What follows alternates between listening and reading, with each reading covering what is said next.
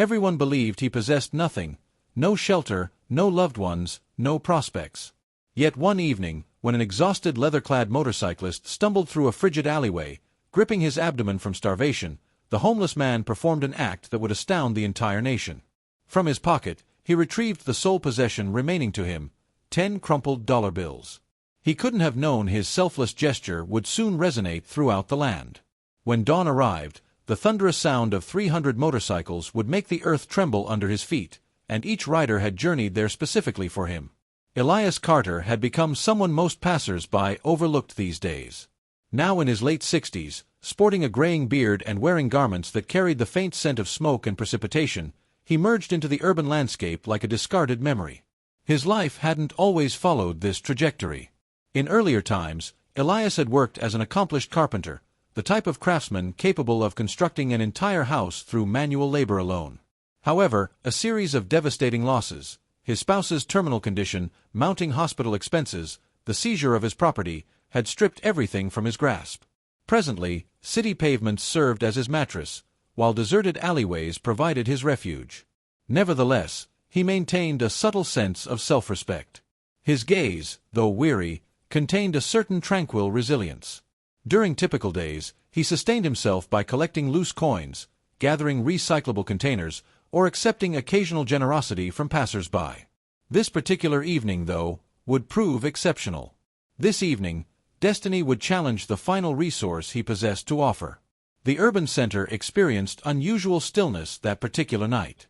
Elias had positioned himself against the exterior of a closed storefront, warming his palms against the piercing chill, when the distant growl of a motorcycle penetrated the quietness. Such sounds weren't uncommon. Motorcyclists frequently traveled through this section of the metropolis, but what captured Elias's attention was the abrupt crash of metal accompanied by a hack and the sputtering of a failing motor. A figure stumbled into the narrow passage.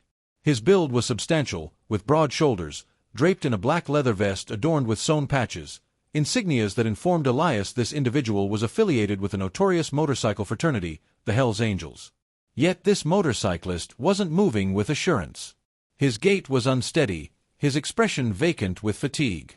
He gripped his midsection as if starvation was consuming him from within.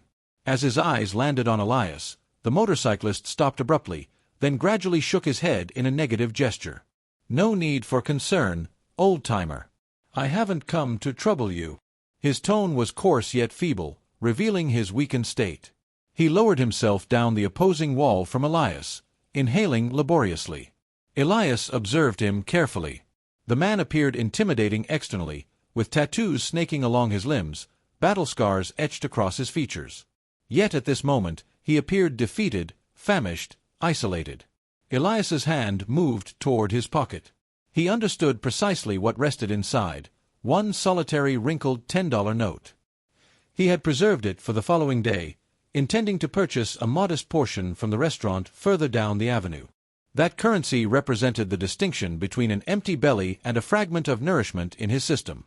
Briefly, he wavered. His thoughts murmured, "This represents your entire reserve. Should you surrender it, nothing will remain." Yet then his eyes returned to the motorcyclist. His mouth was parched, his eyes hollow. The man appeared as though sustenance had eluded him for multiple days. Speaking no preliminary words, Elias extracted the bill and extended his arm across the space separating them. "Take this," he stated plainly. "Purchase yourself some nourishment." The motorcyclist's eyes expanded with surprise. He gazed at the $10 as though it defied possibility, as though it had materialized from an alternate dimension. Are you genuine?" he questioned, his voice fracturing. Elias confirmed with a nod. "It appears your need exceeds mine." Throughout an extended moment, the motorcyclist remained motionless. Subsequently, with quivering digits, he accepted the currency. His hands bore roughness, marked by years spent traveling, yet they trembled as if this small fragment of paper carried more value than precious metal. "What motivates such an action?" he breathed. Elias lifted his shoulders in a shrug. "Because it represents proper conduct." The motorcyclist's windpipe constricted.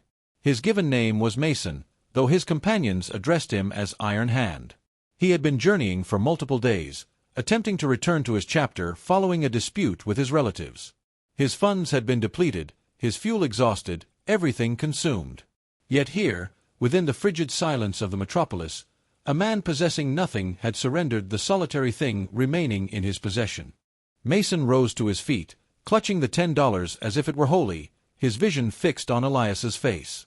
"This action won't fade from my memory," he declared with conviction. "You remain unaware of what you've accomplished, but understanding will come." Then he pivoted and vanished into the darkness, his footwear resonating against the concrete. Elias reclined backward, uncertain whether the man would even endure until morning. He certainly harbored no expectations of another encounter. The subsequent morning found Elias still positioned outside the structure he occasionally designated as his dwelling. The atmosphere was sharp, the heavens painted with the colors of sunrise. He was lightly slumbering when the sound reached him, a deep rumbling, far away initially, but intensifying. Initially, he assumed it was atmospheric electricity, but the noise amplified, maintaining consistency, advancing like a surge through the thoroughfares. Elias pulled himself upright, peering down the roadway. Then his heartbeat nearly ceased. Motorcycles. Multiple dozens of them. Multiple hundreds.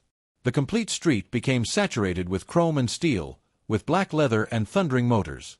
300 motorcyclists, each arriving sequentially until the very earth shuddered beneath their rotating wheels. Positioned at the procession's head, Mason sat astride his reconstructed machine, staring directly at Elias with an expression of intense satisfaction. Elias could scarcely draw breath. He considered for one frightening instant that this marked his conclusion, that perhaps he had somehow insulted Mason, and presently the complete organization had arrived seeking retribution. Yet then Mason advanced forward, removing his protective headgear. The remaining motorcyclists mimicked his action, exposing countenances hardened by years spent traveling. Mason approached Elias directly and extended his palm. "Brothers," he announced in a raised voice, his words carrying above the engine's growling, "this individual rescued me yesterday evening. I was financially broken, starving, and prepared to surrender. He surrendered his final $10. His absolute last. And I'll be condemned if we fail to demonstrate to him the significance of brotherhood." An eruption of approval rose from the assembly. Elias surveyed his surroundings with incredulity as motorcyclists commenced unloading containers of provisions, crates of necessities, and even envelopes packed with currency. Some deposited warm outerwear at his location. Others pressed bills into his grasp. Elias attempted to vocalize, but his windpipe constricted. "This wasn't necessary," he began, but Mason interrupted him, grasping his shoulder firmly. "You surrendered when possession was absent. That represents the most magnificent offering possible. Now the obligation transfers to us." Throughout the subsequent 60 minutes, Elias's existence underwent transformation. He transitioned from possessing nothing to being encircled by provisions, garments, currency, and more significantly, individuals who acknowledged him, who regarded him as kinship. One motorcyclist even initiated communications to secure lodging. Another extended an offer of consistent employment repairing their machines, recognizing Elias's history as a carpenter and maintenance worker. For the initial occasion in numerous years, Elias experienced something he had assumed was permanently lost: optimism. Intelligence regarding the occurrence disseminated rapidly. Pedestrians captured recordings of the 300 motorcyclists occupying the street, all congregating around one unhoused individual. Digital platforms ignited with the narrative of the $10 marvel, and Elias's silent gesture of compassion evolved into a continental inspiration.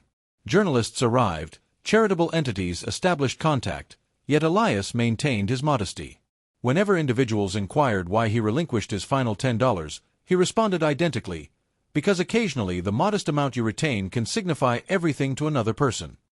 Multiple months afterward, Elias possessed a modest living space, consistent employment assisting with motorcycle maintenance, and a network of companions who verified his well-being daily.